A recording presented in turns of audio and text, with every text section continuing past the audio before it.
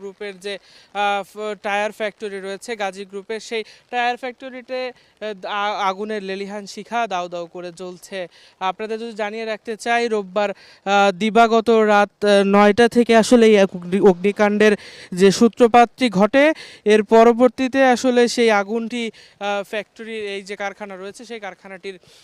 আশপাশ সহ বিভিন্ন জায়গায় ছড়িয়ে যায়। আমরা ফায়ার সার্ভিসের কর্মকর্তাদের সঙ্গে কথা এক্ষেত্রে আসলে সেই ভবনটির ভেতরে বেশ কিছু মানুষের উপস্থিতি রয়েছে বলেও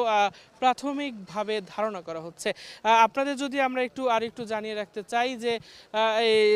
এই ভবনটিতে যে অগ্নিকাণ্ডের যে কারণ এবং তা এখন পর্যন্ত নিরূপণ করা যায়নি, তবে দমকল বাহিনীর সদস্যরা বলেছেন যে আসলে আগুন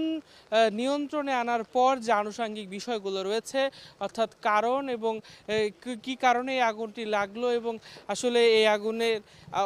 অর্থাৎ উৎস কোথায়, সেই বিষয়গুলো আসলে